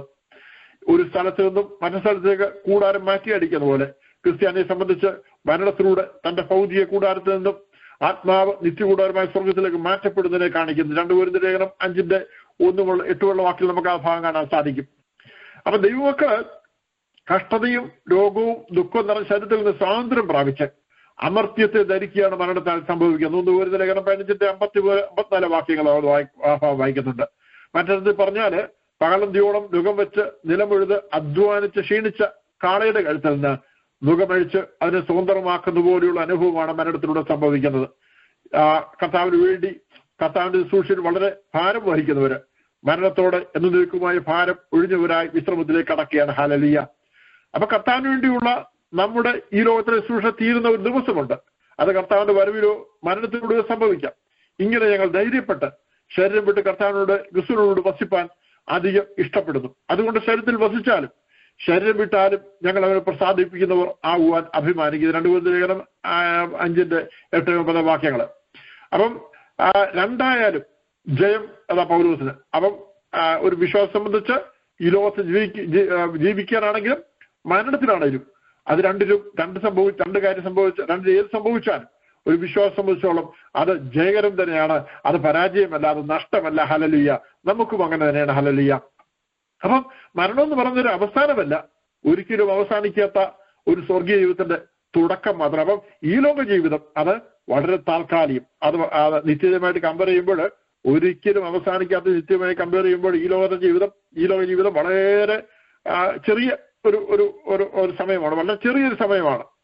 നമ്മൾ കടലിലെ വെള്ളം മുഴുവൻ നിത്യതയായിട്ട് കണക്ക് കൂട്ടിയാൽ അതിൽ നിന്ന് ഒരു തുള്ളി വെള്ളം എടുത്തിട്ട് നമ്മൾ കാണിച്ചാൽ അതാണ് ഈ ലോകത്തിലെ ജീവിതം. അപ്പം ആ കടലിലെ മുഴുവൻ വെള്ളവും ഒരു തുള്ളി വെള്ളവുമായിട്ട് കമ്പയർ ചെയ്യുമ്പോൾ ഒരു തുള്ളി വെള്ളം ഈ ലോക ജീവിതവും ബാക്കിയുള്ള നിത്യമായി കമ്പയർ ചെയ്യാൻ നമുക്ക് പറ്റും. അതുപോലെ ഒരിക്കലും അവസാനിക്കാത്ത ആ ജീവിതമാണ് നിത്യ ജീവൻ. ഹല്ലേലൂയ. അപ്പോൾ ഈ ലോക ജീവിതം വളരെ താൽക്കാലികമാണ്. അത് ഈ വരുവാനിരിക്കുന്ന നിത്യജീവിതത്തിന് വേണ്ടി ഒരുങ്ങുവാനുള്ള പ്രിപ്പറേഷനുള്ള സമയം, ഒരു യാത്രയ്ക്കുള്ള തയ്യാറെടുപ്പുള്ള സമയം മാത്രമേ. അത്ര ചുരുക്കമാണ് നമ്മുടെ സമയങ്ങൾ. അപ്പൊ ഒരു വലിയ യാത്ര ചെയ്യാനിരിക്കുന്നു, അതിലേക്ക് ഒരുങ്ങുവാനുള്ള വളരെ കുറച്ച് സമയം മാത്രം നമ്മുടെ മുമ്പിലുണ്ട്. ആ സമയത്ത് നമ്മൾ അങ്ങനെ വിനിയോഗിക്കുന്നു. അത് നമ്മൾ ഒരുങ്ങുകയും അനേകരെ ഒരുക്കുവാൻ തക്കവണ്ണം ദൈവം നമ്മളുടെ ആഗ്രഹിക്കുന്ന പ്രകാരം അനേകം ഒരുക്കുവാൻ തക്കവണ്ണം നമുക്ക് ഇടയായിത്തീരണം. അങ്ങനെ അതാണ് നമുക്ക് ദൈവപ്രസാദമുള്ള ജീവിതം. അങ്ങനെ ദൈവപ്രസാദമുള്ള ജീവിതം ഇപ്പം നമുക്ക് ഇടയായിത്തീരുന്നത്. അപ്പം അത് നമുക്ക് എല്ലായ്പ്പോഴും നമ്മുടെ ഓർമ്മയിലിരിക്കട്ടെ. ഈ ജീവിതം വളരെ ക്ഷണികമാണ്. അതായത് വരുവാനിരിക്കുന്ന നിത്യജീവൻ നിത്യജീവൻ അത് ഒരിക്കലും അവസാനിക്കത്താണ്. ആ ജീവനിലേക്ക് കടക്കുന്നതിനുള്ള ഒരുക്കത്തിനുള്ള സമയം മാത്രമേ നമ്മുടെ ഈ ലോക ജീവിതം എന്നോട് മനസ്സിലാക്കിക്കൊണ്ട് എല്ലായ്പ്പോഴും ഒരുക്കത്തോടെയും ആ തയ്യാറെടുപ്പോടു കൂടി ആയിരിക്കും നമുക്ക് ഇടയായിത്തീരട്ടെ. അതേസമയം നഷ്ടപ്പെട്ടുകൊണ്ടിരിക്കുന്ന അനേകർക്ക് വേണ്ടി നമ്മൾ ഇടിവിൽ നിൽപ്പാനും പ്രാർത്ഥിപ്പാനും അവരുടെ സുവിശേഷം അറിയിപ്പാനും എവിടെയൊക്കെ ഏതൊക്കെ രീതിയിൽ അവർക്ക് വേണ്ടി പ്രവർത്തിക്കാൻ കഴിയും. അത് ഏത് ഭൂഖണ്ഡത്തിന്റെ ഏത് രാജ്യത്തിന്റെ ഏത് ഭാഗത്തായിരുന്നാലും എന്തെല്ലാം നമുക്ക് അവർക്ക് ചെയ്യാൻ കഴിയുമോ അതെല്ലാം ചെയ്യാൻ തക്ക ഇടയായിത്തീരട്ടെ. നമുക്ക് ഉള്ള സമയം തക്കത്തിൽ വീഡിയോ നമുക്ക് ഇടയായിത്തീരണം. നമ്മുടെ ഫിലിപ്പി ലേഖനം 1:22 വായിച്ചപ്പോൾ ഇങ്ങനെ നമ്മൾ വായിച്ചു, എന്നാൽ ജഡത്തിൽ ജീവിക്കുന്നതിനാൽ എന്റെ പേരേക്ക് ഫലം വരുമെങ്കിൽ ഏത് തിരഞ്ഞെടുക്കേണ്ടുന്നു എന്ന് ഞാൻ അറിയുന്നില്ല. അപ്പൊ ഇവിടെ അപ്പോസ്തലൻ പൗലോസ് ഏത് തിരഞ്ഞെടുക്കേണ്ടുന്നു എന്ന് ഞാൻ അറിയുന്നില്ല എന്ന് പറഞ്ഞു. അപ്പം അവിടെ നമ്മൾ വായിച്ചു വരുമ്പോൾ ഒരു തെരഞ്ഞെടുപ്പിനെ ഇവിടെ കാണിക്കുന്നുണ്ട്. അതൊരു സ്വല്പം നമ്മൾ ചിന്തിക്കേണ്ട അല്ലെ മനസ്സിലാക്കേണ്ട ഒരു കാര്യമാണ്. അവിടെ നമ്മൾ വായിച്ചു വരുമ്പോൾ ചിന്തിക്കും അപ്പോസ്തലൻ പൗലോസ് മരണമോ ജീവനോ തിരഞ്ഞെടുക്കാനുള്ള അധികാരമുണ്ടെന്ന്, അല്ലെങ്കിൽ അങ്ങനെ ഒരു കാര്യം ഒരു ചിന്തയിലൂടെ വരാൻ സാധിക്കും. എന്നാൽ അവിടെ അതല്ല നമുക്ക് കാണാൻ സാധിക്കുന്നത്. വേദപഠിതാക്കൾ അതിനെപ്പറ്റി പഠിച്ചവര് പല കാര്യങ്ങൾ അപ്പം പറഞ്ഞു വരുമ്പോൾ പെട്ടെന്ന് ചിലർക്ക് തോന്നും അതൊരു സൂയിസൈഡലാണോ എന്നൊരു ചിന്ത ഉണ്ടാകാനിടയുണ്ട്. എന്നാൽ അതല്ല.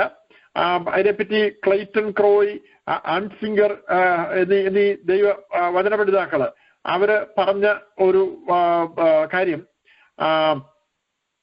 ഈ അപ്പോസ്തലൻ പൗലോസ് കൈസറിന്റെ മുമ്പില് തന്റെ വിചാരണയ്ക്കായി കടന്നു പോകുമ്പോൾ അവിടെ ഒരു ഉറച്ച നിലപാടെടുത്ത് എത്രയും വേഗം മരണത്തിലേക്ക് കടന്നു പോകാൻ കഴിയും, അല്ലെങ്കിൽ അതിനുവേണ്ടി ആഗ്രഹിക്കുകയും പ്രാർത്ഥിക്കുകയും ചെയ്യാൻ കഴിയും, അതിനുവേണ്ടി അങ്ങനെ പറയാൻ കഴിയും, അങ്ങനെ മരണത്തിലേക്ക് കടന്നു പോകാൻ കഴിയും എന്നൊരു സൂചന അവർ പറയുന്നുണ്ട്. എന്നാലും ഞാൻ ഈ ഭാഗം പഠിച്ചപ്പോൾ എന്നോട് എനിക്ക് വെളിപ്പെടുത്തി കിട്ടിയ ഒരു കാര്യം ഞാനിവിടെ പറയാം. അപ്പോസ്തലൻ പൗലോസ് ദൈവസ്ഥനിൽ തന്റെ പ്രാർത്ഥനകൾ പ്രാർത്ഥിക്കാറുണ്ട്. അപ്പോൾ ഇവിടെ അപ്പോസ്തലൻ പൗലോസ് തനിക്ക് തന്റെ ആഗ്രഹം ദൈവസ്ഥനിൽ അവതരിപ്പിച്ച് പ്രാർത്ഥിക്കാൻ പറ്റും. ഒന്നുകിൽ എനിക്ക് ജീവനോട്ടിരുന്ന് കർത്താവ് വേറെ കൂടുതൽ സമയം ചെയ്യണം, അല്ലെങ്കിൽ എനിക്ക് എൻ്റെ ഇനിയും ഈ കഷ്ടതയും പ്രയാസം നിറഞ്ഞ ആ ജീവിതത്തിൽ എനിക്ക് മുന്നോട്ട് പോകാതെ എന്നെ അവിടെ നിത്യയിലേക്ക് ചേർത്തോളൂ എന്ന് പ്രാർത്ഥിക്കാൻ കഴിയും. അപ്പൊ ഒരുപക്ഷെ അതായിരിക്കും എന്നാണ് ഞാൻ ചിന്തിക്കുന്നത്. അതിനൊരു കറക്റ്റായിട്ടൊരു ആൻസർ പറയുവാൻ ആർക്കെങ്കിലും കഴിയുമെന്ന് എനിക്ക് അറിഞ്ഞുകൂടാ. എനിക്ക് അങ്ങനെയാണത് കൂടുതലായിട്ട് മനസ്സിലാക്കാൻ കഴിയത്.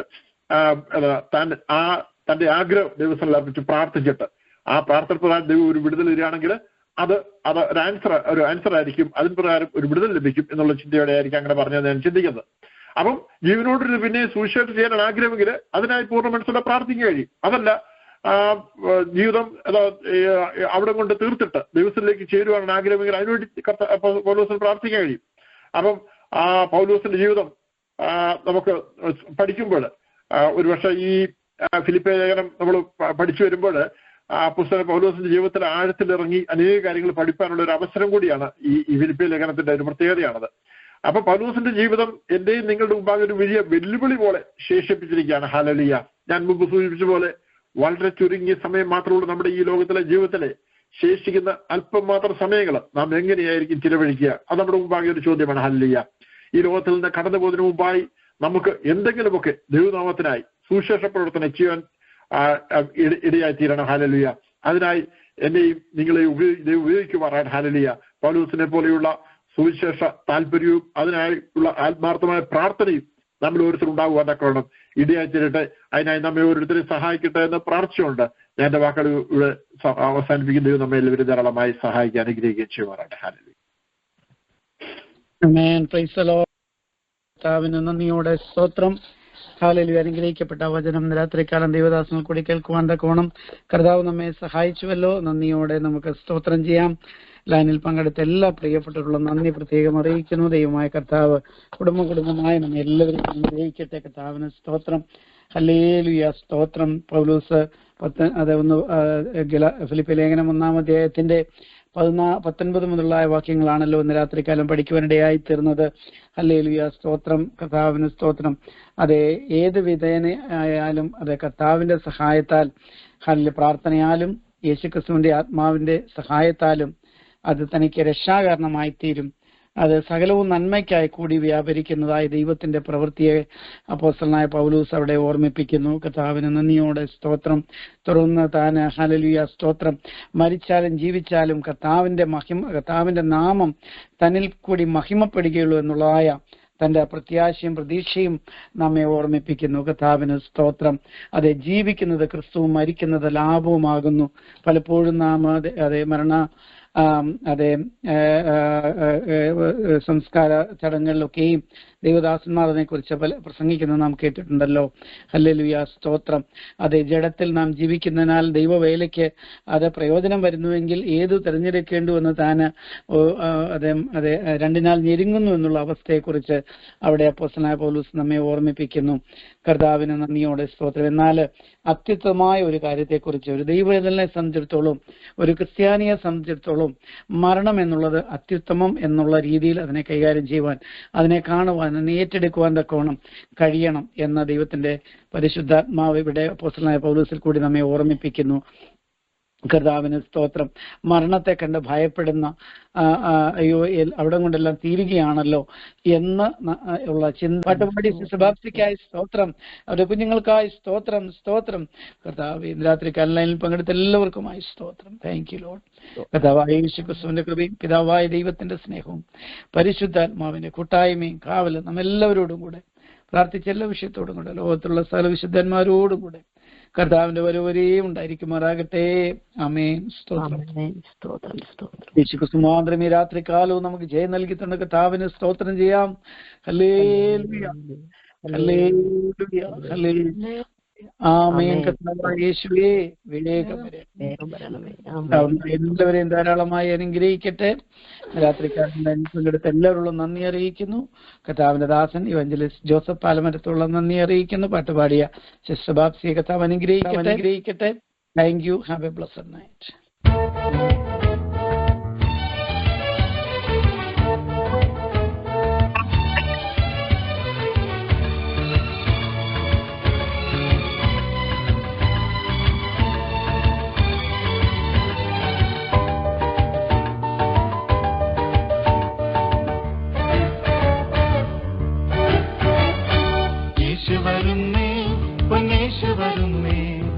വരവിനായി തൻ വചനം പോൽ നീ ഒരുങ്ങിരുന്നുവോ?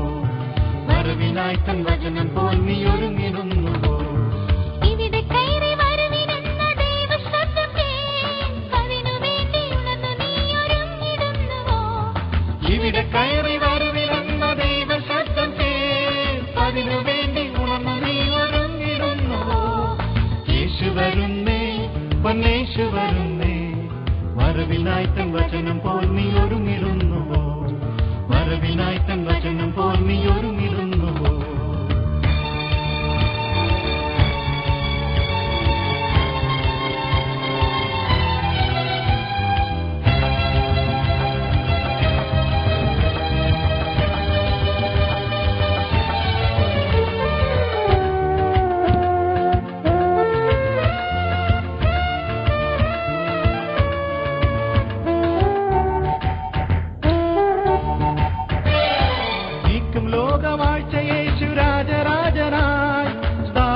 സ്വർഗീയ വാഴ്ച തൻ വിശുദ്ധ